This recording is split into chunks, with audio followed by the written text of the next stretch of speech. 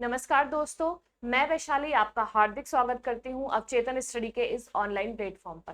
तो कैसे हैं आप सभी? आशा करती हूं कि सभी बहुत अच्छे होंगे और अच्छे ढंग से अपनी परीक्षा की तैयारियों में लगे होंगे। तो जैसा कि आप सभी जानते हैं, आपके 2 पार्ट हो चुके हैं। आज आपका तीसरा पार्ट है अलंकार का। ठीक है, तो चलिए बिना देरी के शुरू करते हैं अपनी क्लास। कल मैंने आपको उपमा, रूपक और उत्प्रेक्षा तीनों ही अलंकारों को बता दिया था। तो आपका जो मैंने उपमा बताया था उसमें आपके 2 भेद होते हैं, है ना। भेद तो आपसे नहीं पूछेगा पर फिर भी हम उनको पढ़ लेंगे एक बार, है ना। तो आपके उपमा अलंकार के 2 भेद होते हैं। आज क्या पढ़ेंगे हम? बचे हुए अलंकार और उपमा अलंकार के भेद। उपमा अलंकार के भेद आपके कितने होंगे? 2 भेद होते हैं।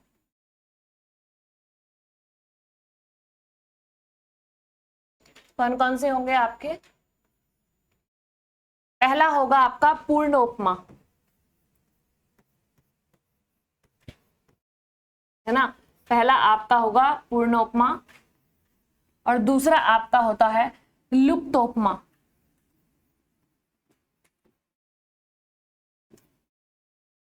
है ना। तो ये जो 2 है भेद, ये आपके उपमा अलंकार के भेद होते हैं। कितने होते हैं? 2 भेद। पहला कौन सा है? आपका पूर्णोपमा। तो पहले हम पूर्णोपमा को देखेंगे।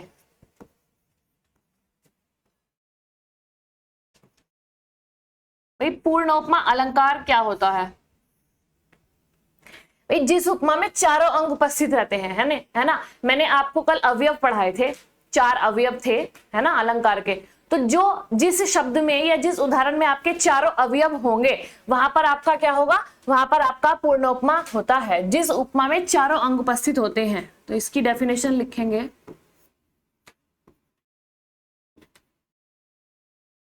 जिस उपमा में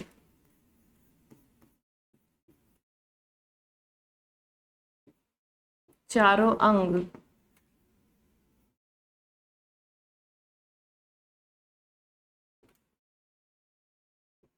उपस्थित रहते हैं, वहां पूर्णोपमा होता है ना। क्या होता है? वहां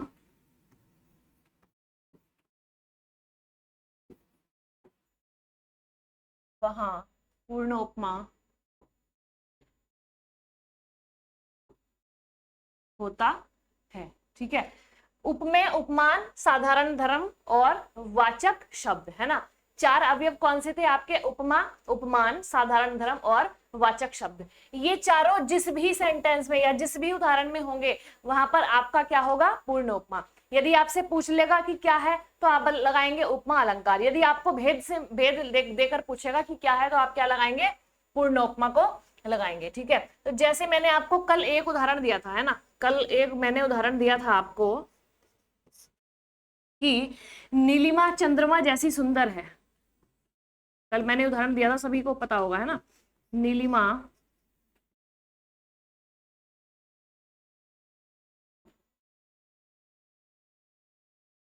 चंद्रमा जैसी सुंदर है। ठीक है। तो इसमें आपका उपमेय,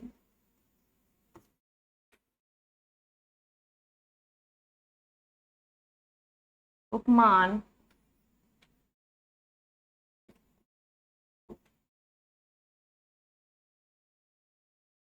साधारण धर्म, वाचक शब्द, है ना, इन चारों को देखेंगे, है ना। भाई उपमेय आपका क्या है? नीलिमा।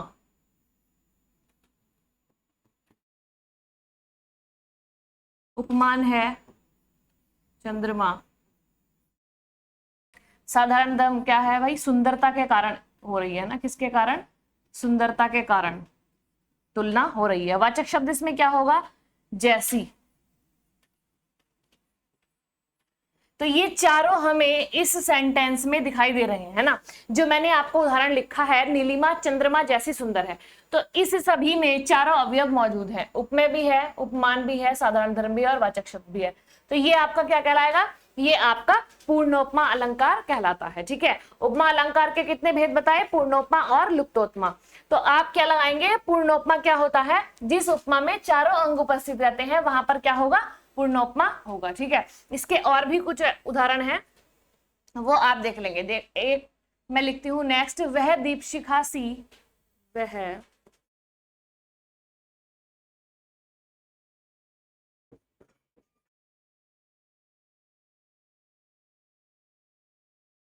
दीपशिखा सी शांत भाव में,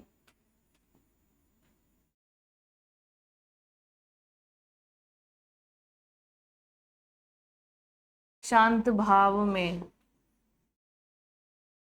लीन, है ना।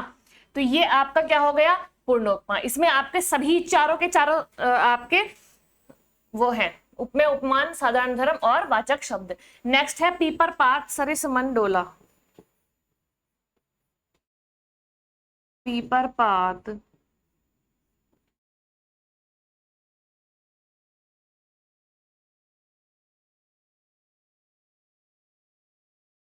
सरिस मन डोला। ठीक है, दो मैंने यहां पर लिख दी, दो मैं यहां पर लिख दूंगी, है ना। एक है आपका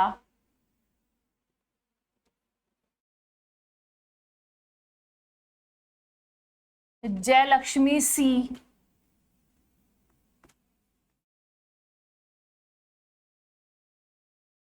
उदित हुई। एक और नेक्स्ट है, वह टूटे तरु की, वह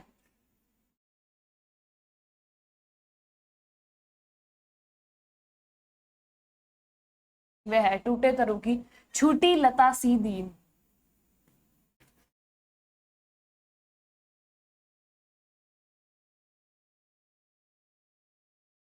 ठीक है, तो ये चार के चार उदाहरण आप लिख लेंगे। तो मैंने आपको क्या बताया भाई, उपमा अलंकार के दो भेद हैं, पूर्णोपमा लुप्तोपमा। पूर्णोपमा में आपका क्या होगा, जिस उपमा में चारों अंग उपस्थित रहते हैं वहां पर पूर्णोपमा होगा। जैसे मैंने आपको कल के उदाहरण में बताया था, नीलिमा चंद्रमा जैसी सुंदर है, उपमेय उपमान साधारण धर्म और वाचक शब्द, चारों चीज आपको जिस उदाहरण में दिखाई देंगी वो आपका क्या होगा, पूर्णोपमा होगा। और उपमा अलंकार भी आप उसको लगाएंगे। ठीक है, जल्दी से स्क्रीनशॉट लेंगे, फिर नेक्स्ट चलते हैं। नेक्स्ट होगा आपका लुप्तोपमा।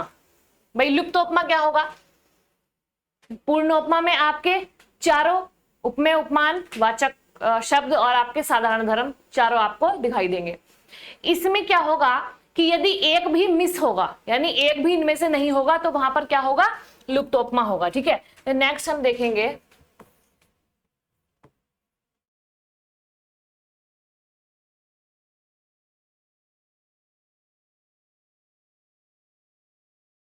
अब देखेंगे नेक्स्ट लुप्तोपमा को। भाई जिस उपमा अलंकार में चारों अंगों में से कोई एक अंग ना हो, है ना,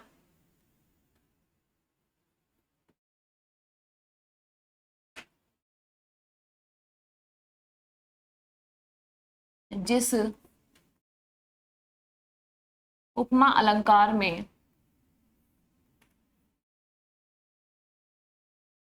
चारों अंगों में से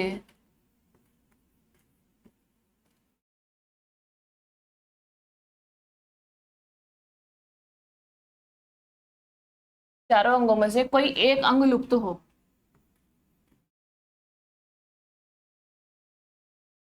कोई एक अंग लुप्त हो, है ना, तो वहां पर क्या होगा, वहां पर लुप्तोपमा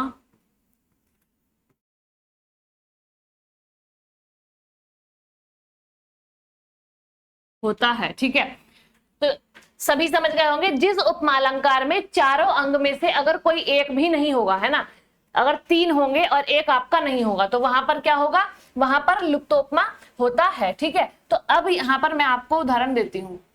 पहला उदाहरण है, पड़ी थी बिजली सी विकराल,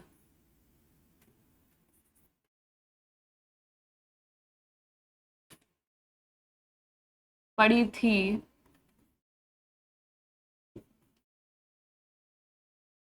बिजली सी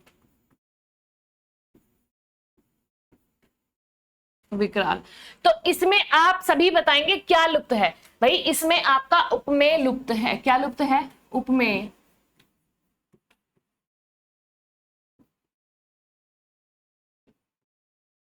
उपमेय इसमें लुप्त है।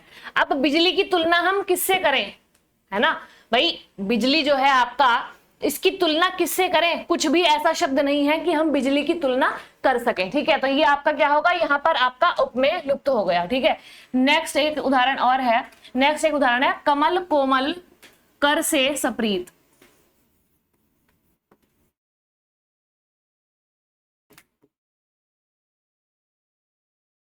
कमल कोमल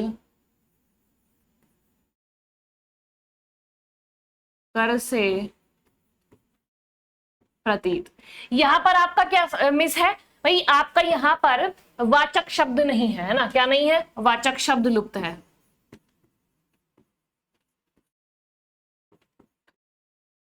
वाचक शब्द क्या है? लुप्त है।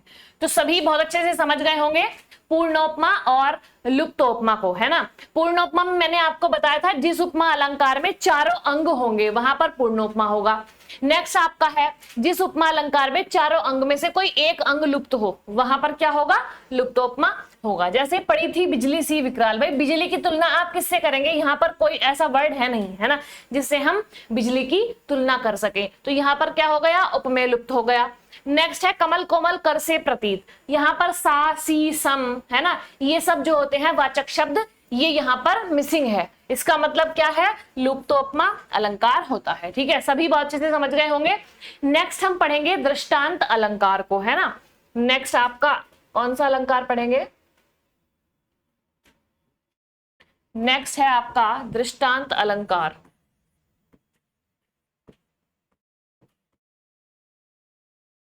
दृष्टांत अलंकार।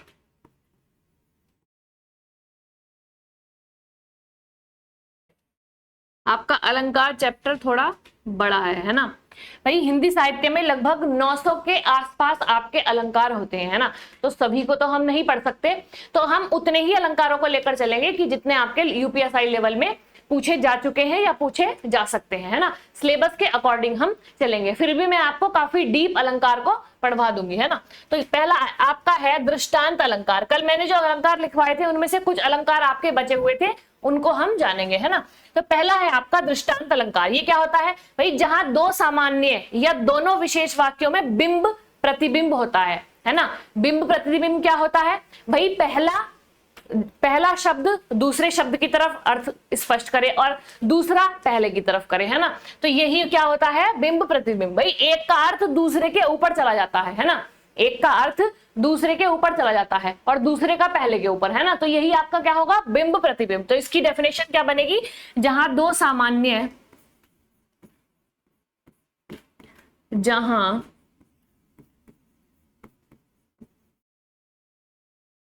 दो सामान्य या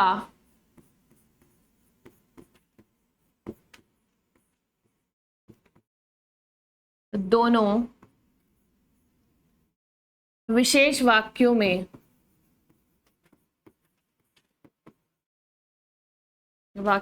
बिंब प्रतिबिंब भाव,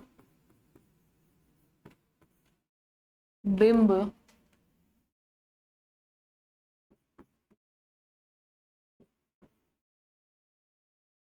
बिंब प्रतिबिंब भाव होता है।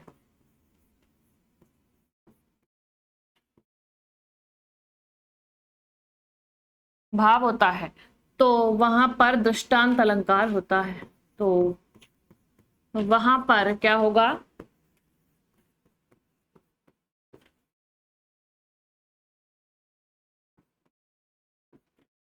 दृष्टांत अलंकार होगा, ठीक है। और इस अलंकार में उपमेय रूप में कही गई बात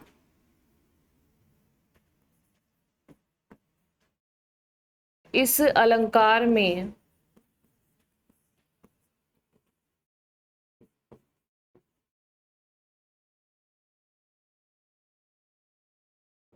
उपमेय रूप में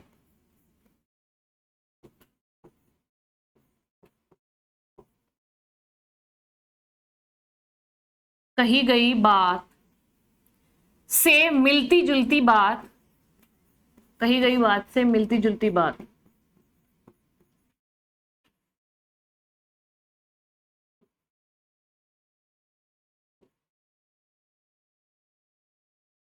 उपमान रूप में दूसरे वाक्य में होती है।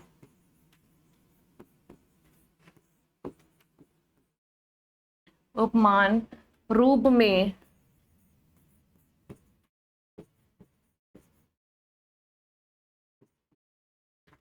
दूसरे वाक्य में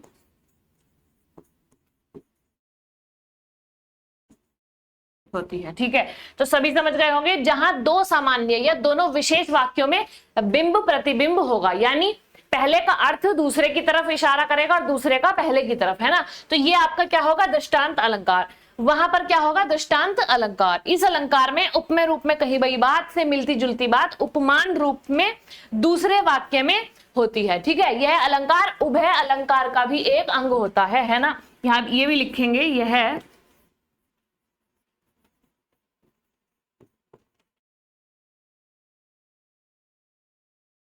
उभय अलंकार का भी अंग है।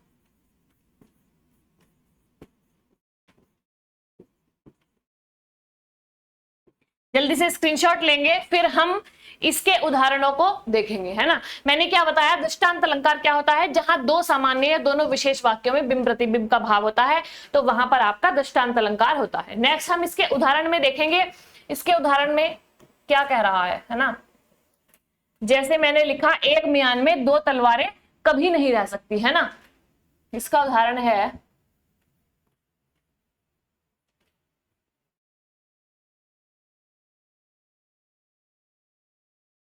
एक म्यान में दो तलवारें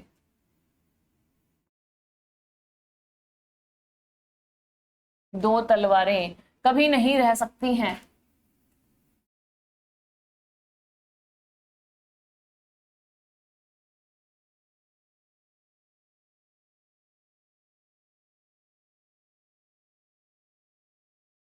कभी नहीं रह सकती हैं।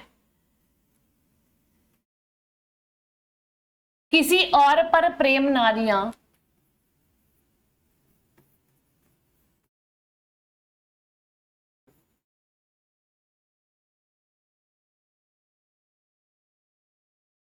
किसी और पर प्रेम नारियां पति का क्या सह सकती हैं।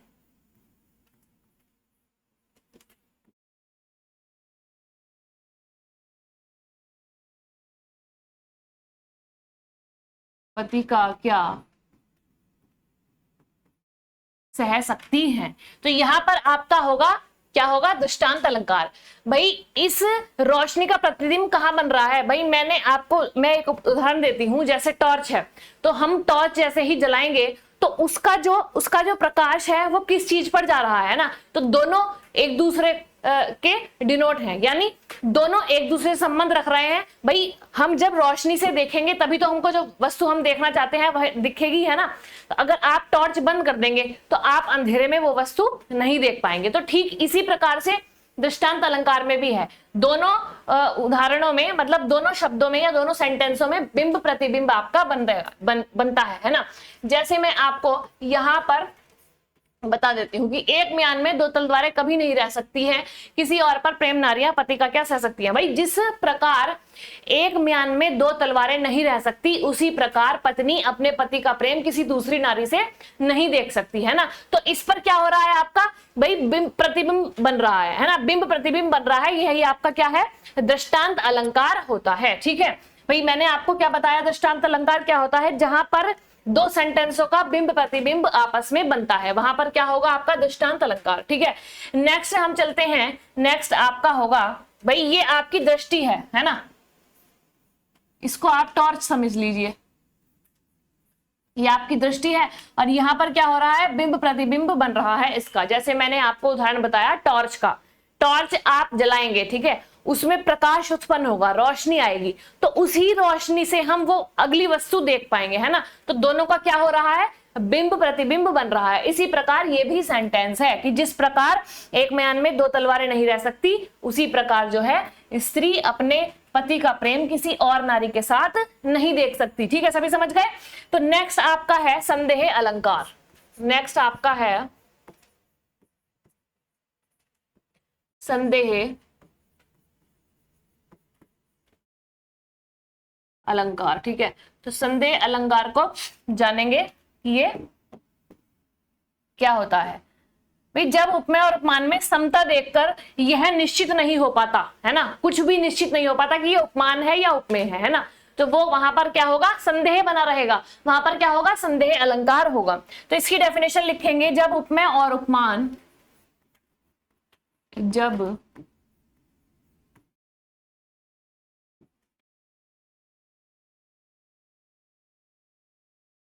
उपमेय और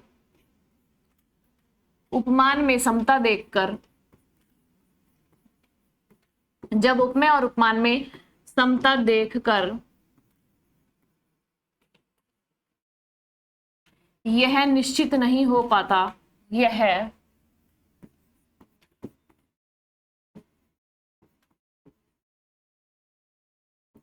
निश्चित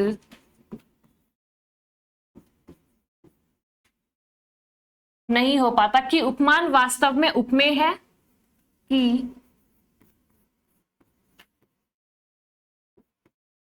उपमान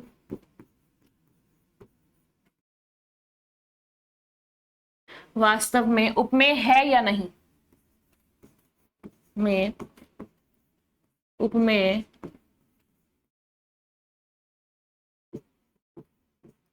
है या नहीं।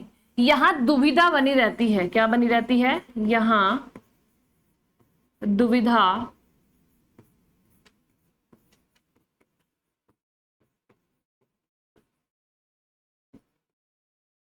यहां पर दुविधा बनी रहती है, तो वहां क्या होगा आपका, वहां पर संदेह अलंकार होता है, वहां पर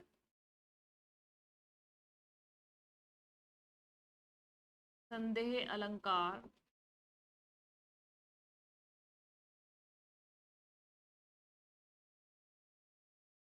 होता है। तो सभी बात अच्छे से समझ गए। भाई जब उपमेय और उपमान में समता देखकर यह निश्चित ज्ञात नहीं हो पाता, संदेह बना रहता है कि उपमान क्या है, वास्तव में उपमेय है या नहीं, जहां पर दुविधा बनी रहेगी तो वहां आपका क्या होगा, संदेह अलंकार होगा। ठीक है, अर्थात जहां पर किसी वस्तु, या आप इसको डेफिनेशन को बहुत इजी भी कर सकते हैं, है ना, तो क्या है हमारा, अर्थात जहां किसी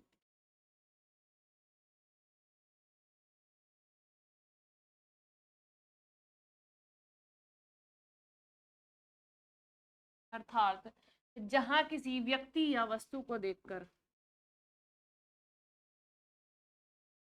व्यक्ति या वस्तु को देखकर संशय बना रहे, जहां किसी व्यक्ति या वस्तु को देखकर, या व्यक्ति या वस्तु को देखकर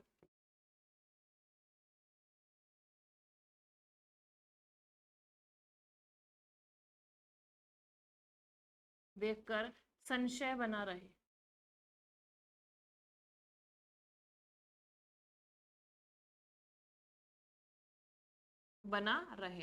और यह भी एक उभय अलंकार का ही अंक है, यह भी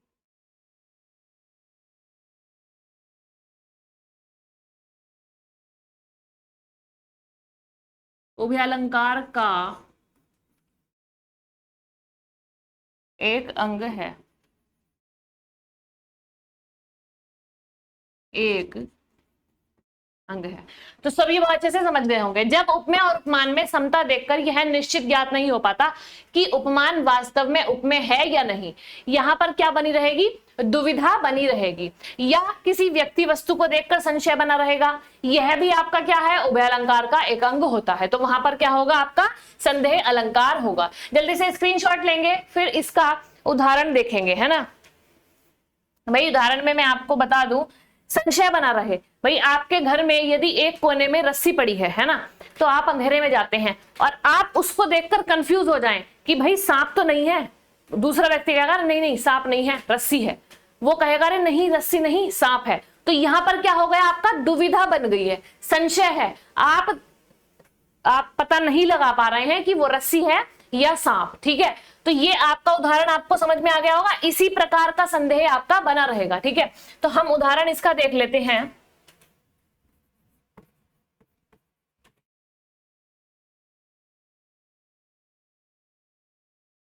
इसका उदाहरण है, यह काया है या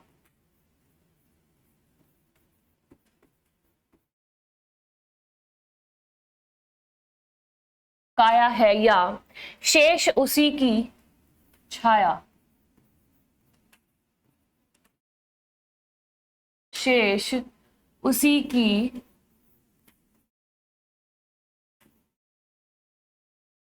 छाया, क्षण भर उनकी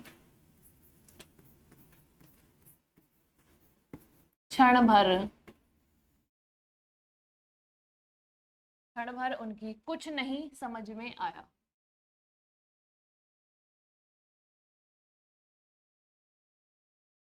कुछ नहीं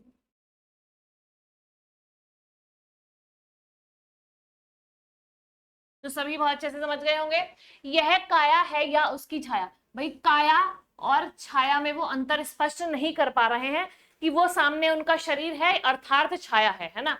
तो क्षण भर उनकी कुछ समझ में नहीं आया, तो यहां पर क्या हो गया, आपका संदेह बन रहा है ना, संशय है, वो ज्ञात नहीं कर पा रहे हैं। तो ये आपका किसका उदाहरण हो गया, संदेह अलंकार का। अर्थात मैंने दूसरा आपका बताया, भाई रस्सी है या सांप, रस्सी और सांप में आप अंतर नहीं कर पा रहे हैं, है ना, तो आपका क्या है, संदेह बना हुआ है। ठीक है, तो इसकी मुख्य बातें क्या है भाई, विषय का अनिश्चित ज्ञान होगा इसमें, है ना। तो इसकी मुख्य बात क्या है,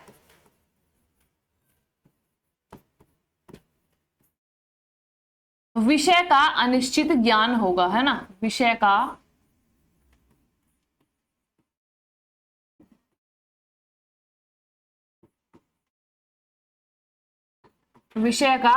अनिश्चित ज्ञान होगा। और क्या होगा, यह अनिश्चित समानता पर निर्भर होगा।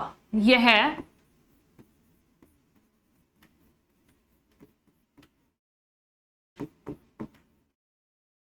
अनिश्चित समानता पर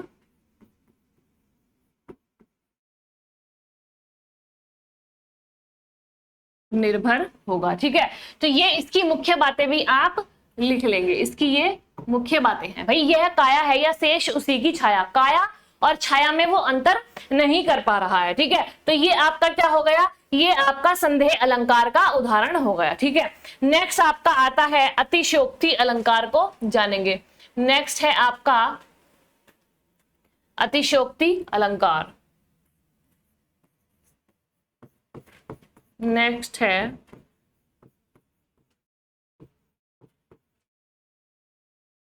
अतिशयोक्ति अलंकार। अतिशयोक्ति अलंकार क्या होगा उसके बारे में आप जान लेंगे। ठीक है भाई, जहां पर किसी भी बात को बहुत ज्यादा बढ़ा चढ़ाकर बता दिया जाता है ना, तो वहां पर आप क्या क्या होता है, अतिशयोक्ति हो जाती है। भाई किसी बात को जहां पर बढ़ा चढ़ाकर बताया जाए, जहां पर किसी भी बात को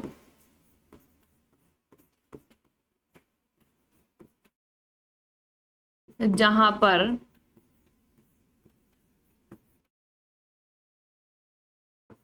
किसी भी बात को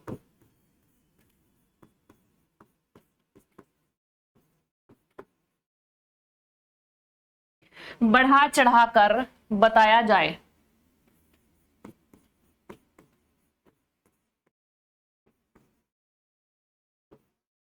अर्थात किसी भी बात को बढ़ा चढ़ाकर बताया जाए, अर्थात जहां किसी गुण या स्थिति को, है ना, अर्थात जहां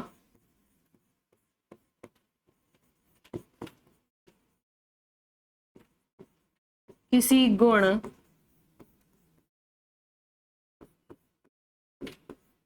या स्थिति को बढ़ा चढ़ाकर वर्णन किया जाए, स्थिति का बढ़ा चढ़ाकर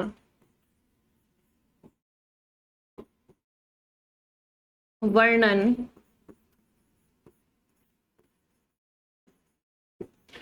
किया जाए, है ना। तो वहां पर आपका क्या होगा, वहां पर आपका अतिशयोक्ति अलंकार होगा, जहां किसी गुण या स्थिति का बढ़ा चढ़ाकर वर्णन किया जाए कि वह वर्णन अविश्वसनीय सा प्रतीत हो, है ना, कि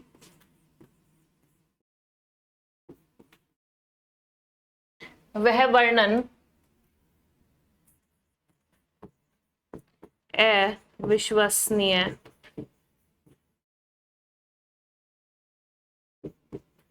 लगे, यानी उस पर विश्वास ना किया जा सके। तो वहां पर आपका क्या होगा, वहां अतिशयोक्ति अलंकार होता है, वहां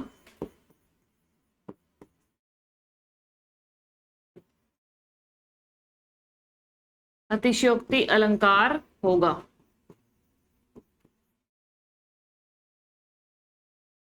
जल्दी से डेफिनेशन लिखेंगे और स्क्रीनशॉट लेंगे, है ना, तब हम इसके उदाहरण की तरफ चलेंगे। भाई मैंने आपको क्या बताया, अतिशयोक्ति, जहां पर किसी भी बात को बहुत ज्यादा बढ़ा चढ़ाकर बता दिया जाए, है ना। तो ये आप नॉर्मल डेज में आपके डेली रूटीन में भी, घर में भी ये चीजें चलती है ना। भाई कुछ भी आप किसी भी बात को बढ़ा चढ़ाकर बोल देते हैं, है ना। भाई पहले पर्सन ने किसी दूसरे पर्सन को कोई बात बताई, है ना, तो वो दूसरा पर्सन किसी तीसरे पर्सन को और भी उसमें एक दो बात ऐड करके तभी वो आपको बताता है ना। तो वो क्या हो जाएगा, वहां पर अतिशयोक्ति हो जाती है, किसी भी बात को बहुत ज्यादा बढ़ा चढ़ाकर आपको बता दिया जाए, तो वहां पर क्या होती है, आपकी अतिशयोक्ति हो जाती है। तो जल्दी से स्क्रीनशॉट लेंगे, फिर इसका एग्जाम्पल हम देख लेंगे।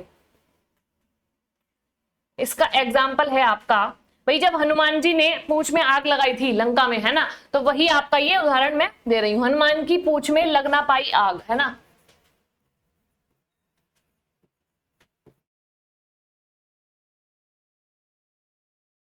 हनुमान की पूंछ में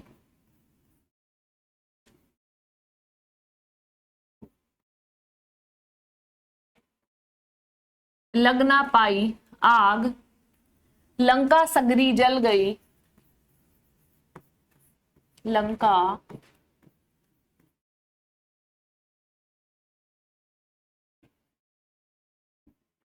जल गई, गए निशाचर भाग, गए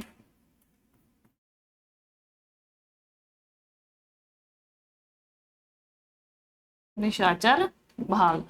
अब आप देखिए, इसमें आपका क्या बताया गया है, भाई पूंछ में आग लगने से पहले ही लंका जलने का, इसमें लंका जलने की अतिशयोक्ति इसमें बताई गई है। हनुमान की पूंछ में लग ना पाई आग, भाई जब आग ही नहीं लग पाई तो लंका कैसे जल जाएगी, है ना। तो यहां पर क्या हुआ है, यहां पर क्या बताया गया है आपको, यहां पर बताया गया है पूंछ में आग लगने से पहले लंका जलना अतिशयोक्ति है ना। पूंछ में आग लगने से पहले, पूंछ में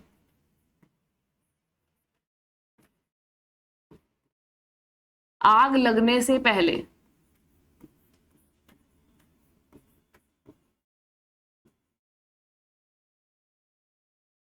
लंका का जलना क्या हो गया, अतिशयोक्ति हो गया।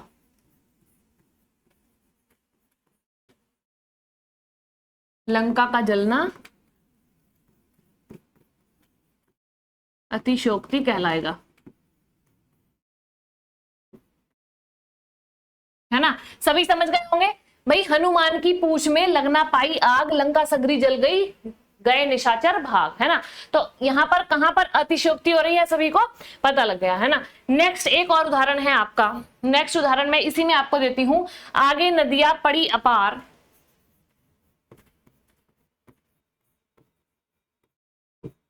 आगे नदियां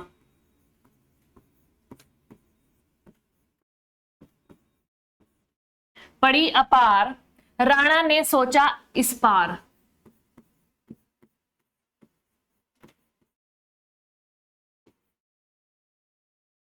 राणा ने सोचा इस पार, घोड़ा कैसे उतरे पार,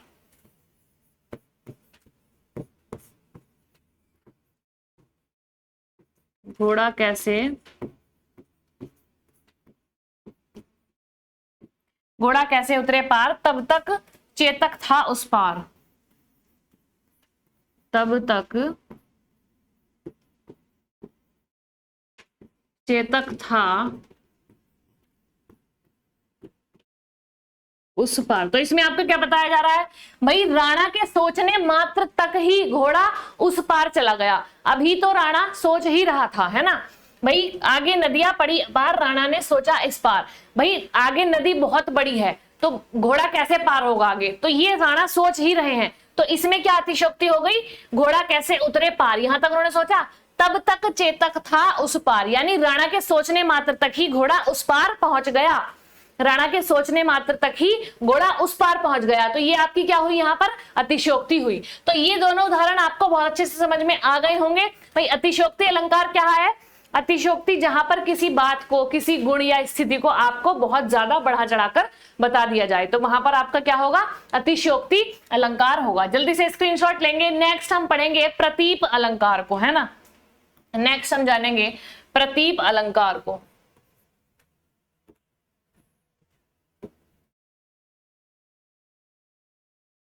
नेक्स्ट है आपका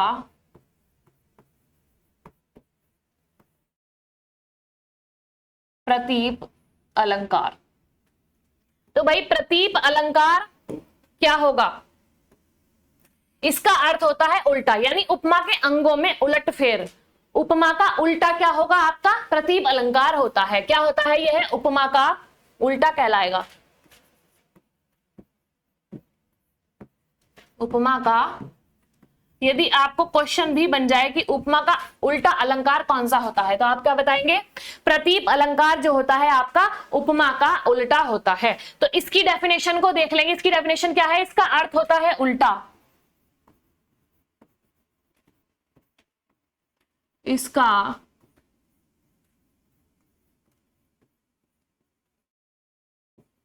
अर्थ होता है उल्टा, है ना। किसका उल्टा, उपमा का उल्टा, यानी उपमा के अंगों में उलटफेर। उपमा के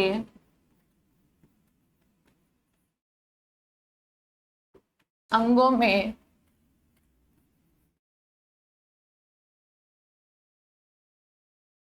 उलटफेर। उपमा के अंगों में उलटफेर अर्थात उपमेय उलटकर, है ना, अर्थात उपमेय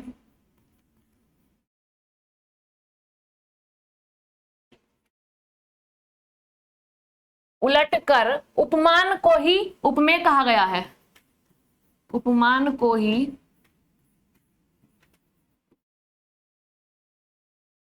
उपमान को ही क्या कहा गया है, उपमेय। उपमेय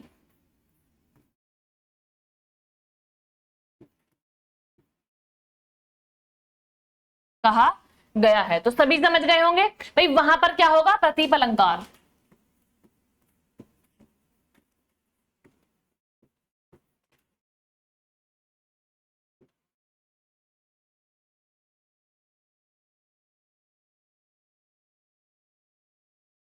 वहां पर आपका क्या होता है, प्रतीप अलंकार होता है। इन दोनों में साधारण धर्म एक ही होता है। क्या होता है, इन दोनों में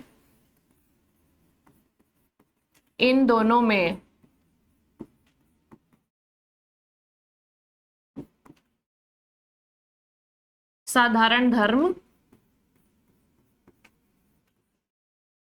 एक ही होता है। ठीक है भाई, सभी समझ गए होंगे। प्रतीप अलंकार क्या होगा आपका, जिसका अर्थ होता है उल्टा, यानी उपमा का उल्टा। उपमा के अंगों में उलटफेर अर्थात उपमेय उलटकर उपमान को ही उपमेय कहा गया है, वहां पर आपका क्या होगा, प्रतीप अलंकार होगा। इन दोनों में क्या होगा, साधारण धर्म एक ही होता है। ठीक है, अब इसका जैसे मैं उदाहरण लिखूं, कमल नयन, है ना, मैंने लिखा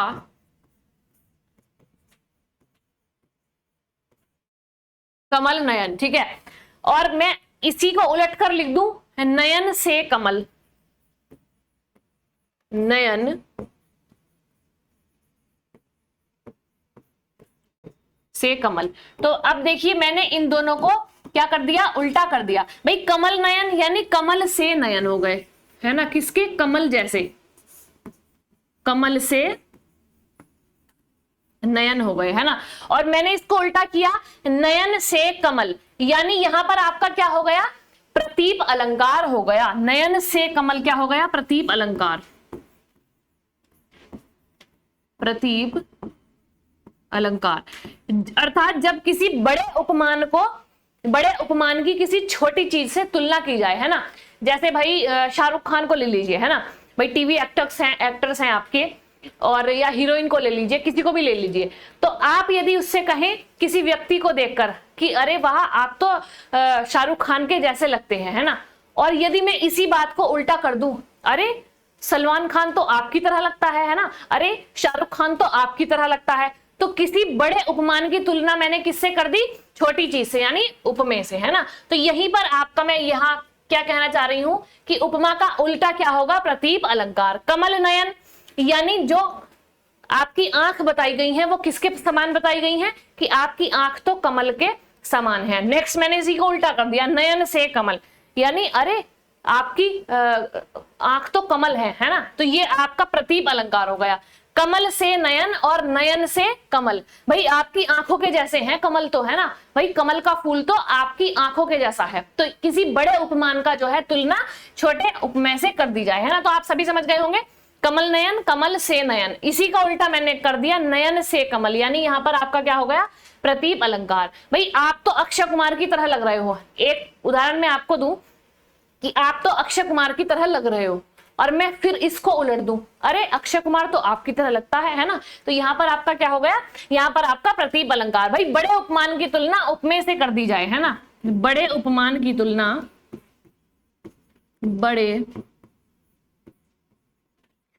उपमान की तुलना उपमेय से कर दी जाए,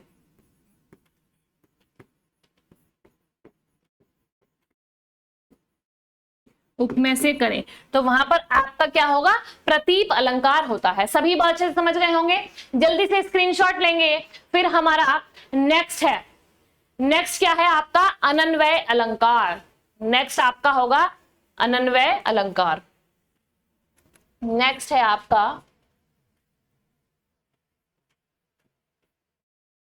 अनन्वय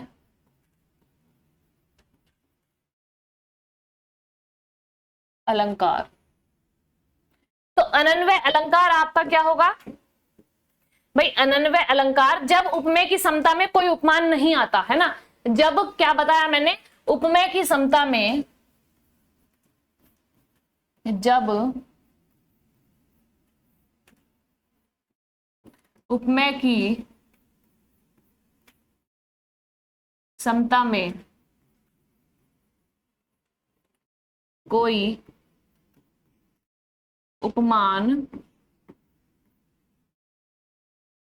उपमेय की समता में कोई उपमान नहीं आता और कहा जाता है कि उसके समान वही है ना, उपमेय की समता में कोई उपमान नहीं आता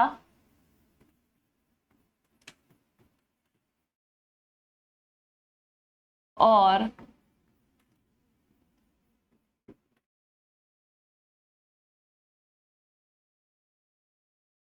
कहा जाता है कि उसके समान वही है, उसके समान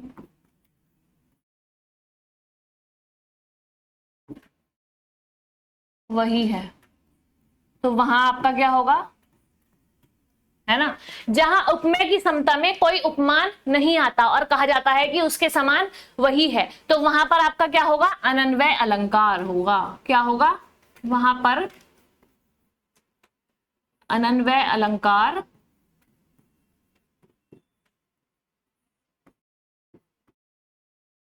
होगा, है ना। तो अब इसका हम उदाहरण देख लेते हैं। भाई जैसे मैं कहूं कि मेरे समान दुनिया में कोई और नहीं है ना, तो यहां पर आपको क्या पता लग पा रहा है कि अनन्वय अलंकार है। भाई आप कहेगी आपके समान दुनिया में और कोई नहीं है ना, जहां पर आपके समान दुनिया में कोई और ना हो, भाई जैसे मैंने इस पेन का उदाहरण देती हूँ कि इस पेन के समान दुनिया में कोई भी पेन ना हो, है ना, और ये अकेला हो दुनिया में, तो ये आपका क्या हो गया, यहाँ पर अनन्वय अलंकार हो जाता है। ठीक है, भाई मैंने कहा मेरे समान दुनिया में कोई नहीं है, मैं स्वयं से अच्छा हूं, तो जब आपकी तुलना करने वाला कोई ना हो, है ना, क्या कहा मैंने कि जब आपकी तुलना करने वाला कोई ना हो, वहां पर आपका क्या होगा, अलंकार। तो यहां पर आप लिखेंगे जब आपकी तुलना करने वाला कोई ना हो, जब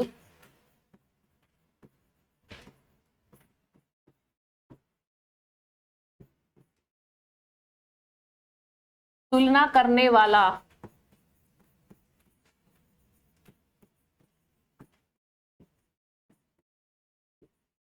कोई ना हो, या वो वस्तु, या वो कोई वस्तु हो या कोई भी चीज हो, उसकी तुलना दुनिया में कहीं भी ना हो, किसी से भी ना हो, तो वो आपका क्या होगा, अनन्वय अलंकार कहलाता है। ठीक है, तो ये मैं इसका उदाहरण देती हूं आपके लिए। यद्यपि अति आरत मारत है, यद्यपि अति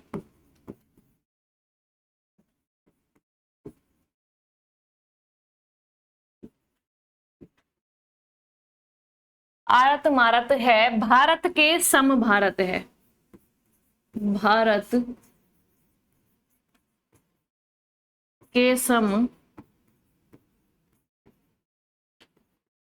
तो अब यहां आप देख पा रहे होंगे भाई भारत के समान कोई दूसरा नहीं है, है ना, तो भारत अकेला ही तो है भाई, हमारे भारत देश के समान कोई देश हो जाएगा नहीं ना। तो यहां पर आपका क्या बताया है, यद्यपि अति आरत मारत है पर भारत के सम भारत है, भारत भारत के ही जैसा है।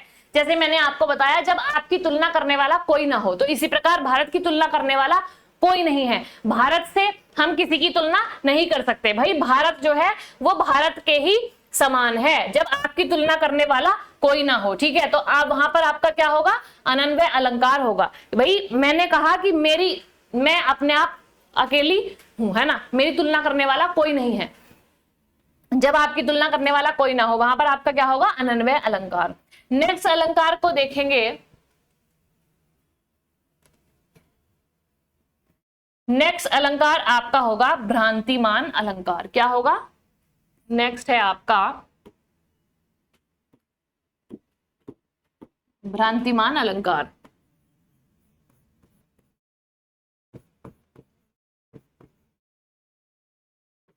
नेक्स्ट है आपका भ्रांतिमान अलंकार। भाई भ्रांतिमान अलंकार आपका क्या होगा, जब उपमेय में उपमान के होने का भ्रम हो जाए, है ना, जब उपमेय में उपमान के होने का भ्रम हो जाए तो वो आपका क्या होगा, वो आपका भ्रांतिमान अलंकार होगा।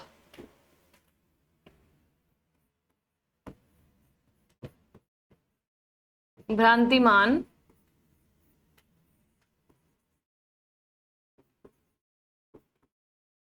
अलंकार, इसकी डेफिनेशन मैंने आपको क्या बताई, जब उपमेय में उपमान के होने का भ्रम हो जाए, जब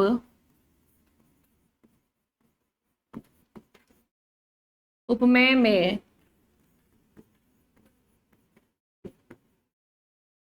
उपमान के होने का क्या हो जाए, भ्रम, है ना, जब उपमेय में उपमान के होने का भ्रम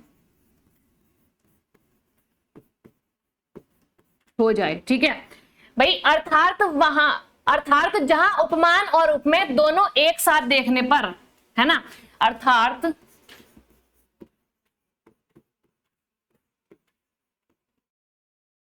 जहां उपमेय और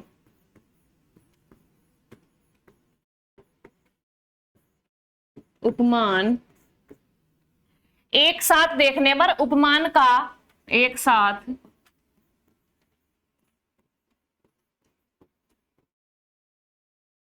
देखने पर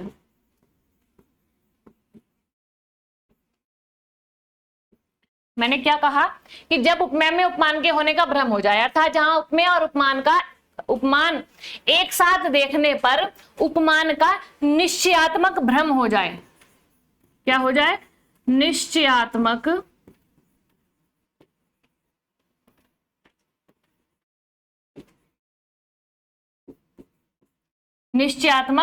भ्रम हो जाए, है ना,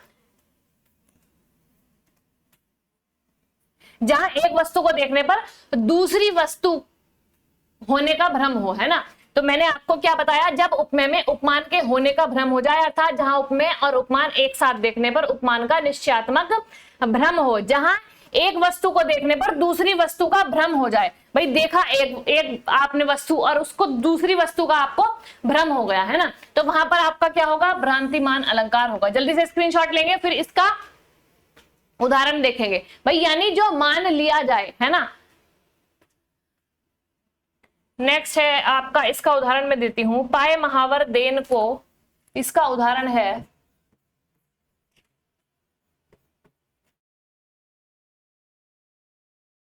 पाए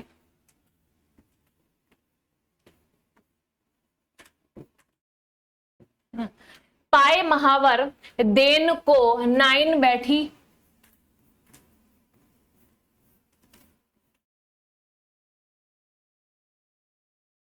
पाए महावर देन को नायन बैठी आए, फिरी फिरी जानी महावरी,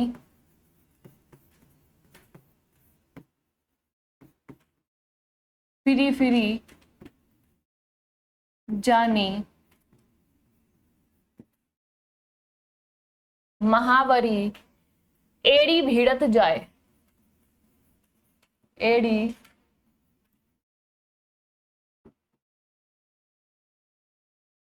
एड़ी भिड़त जाए। यानी ये जो है आपका उदाहरण, ये आपका पूछा भी जा चुका है। इसका ये एक उदाहरण भ्रांतिमान का होता है, ये पूछा भी जा सका है। यानी या एक और इसका उदाहरण है, एक और देख लेंगे इसका उदाहरण, या नाक का मोती अधर की कांति से, नाक का मोती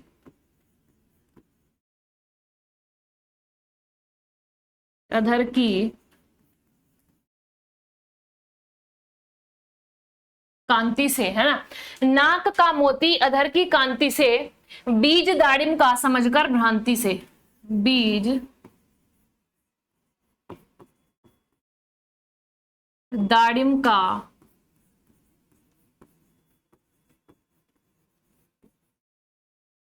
बीज दाड़िम का समझकर भ्रांति से,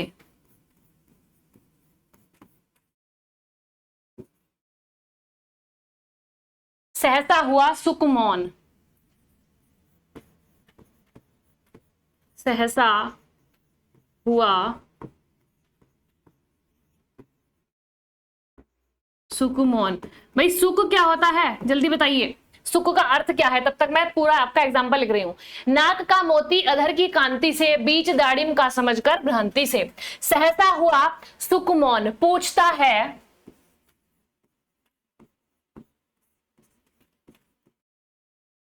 है यह अन्य सुख कौन, यह अन्य सुख कौन। तो यहां पर आप क्या समझे भाई, सुख मीन्स होता है आपका तोता। क्या होता है, तोता। तो यहां पर इस उदाहरण में उर्मिला जी का वर्णन है। भाई लक्ष्मण जी की पत्नी उर्मिला जी का इसमें वर्णन किया गया है। अब क्या कह रहा है भाई, उनके ओष्ठ जो हैं इतने लाल थे कि नाक पर जो मोती था वह देखने में क्या लग रहा था, दाढ़ी मीन्स अनार, वह देखने में लाल लग रहा था, जैसे किसी तोते की चोंच हो, है ना। तो यहां पर क्या हुआ, भ्रमवंश मान बैठा है कि अन्य सुख ही है। भाई तोता जो है वो ये मान बैठा है कि यहां पर जो है कोई अन्य सुख है, यानी अन्य कोई तोता है। तो यहां पर क्या है, नाक का मोती अधर की कांति से, बीच दाड़िम का समझकर भ्रांति से। उनके ओष्ठ जो थे इतने लाल हैं कि नाक पर जो मोती था वह देखने में लाल लग रहा था, अनार के दाने के समान, है ना। यानी किसी की जैसे चोंच होती है, लाल चोंच, तोते की जैसे लाल चोंच होती है। तो जो तोता है वो मौन होकर, एकदम मौन हो गया, अचंभित हो गया और पूछता है कि यह अन्य सुख कौन है, यह जानी अन्य तोता कौन है। ठीक है, तो यहां पर जो है वो मान लिया गया है ना। क्या मान लिया गया है, जहां पर मान लिया जाए वहां पर क्या होगा, भ्रांति होगी। मान लिया जाए, है ना। तो तोता जो है मान बैठा है कि ये अन्य सुख है, यानी अन्य कोई तोता है। तो ये आपका यहाँ पर हुआ भ्रांतिमान अलंकार। ठीक है, 2-3 अलंकार आपके और रह रहे हैं, वो मैं आपको कल के पार्ट में लेकर आऊंगी, है ना। ये अगर ये वाले आपके अलंकार पूरे हो जाते हैं तो कल के आपको प्रैक्टिस सेट भी इसका मिल जाएगा। ठीक है, तब तक के लिए हंसते रहिए, मुस्कुराते रहिए और अपनी परीक्षा की तैयारियों में लगे रहिए। मिलते हैं कल नेक्स्ट पार्ट में। धन्यवाद।